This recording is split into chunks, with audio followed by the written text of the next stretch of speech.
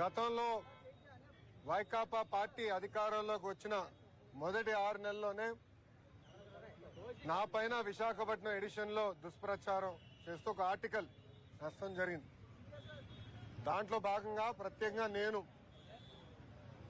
Visakhapatnam airport లో tea coffee తీసుకున్నానని, దానికి అయిన ఖర్చు 25 లక్షల రూపాయలని, అది ఇప్పుడు ప్రభుత్వం చెల్లించడానికి ఇబ్బంది పడుతుందని ఆనాడు సాక్షి పత్రిక ఆర్టికల్ వేసింది. అదే సందర్భంలో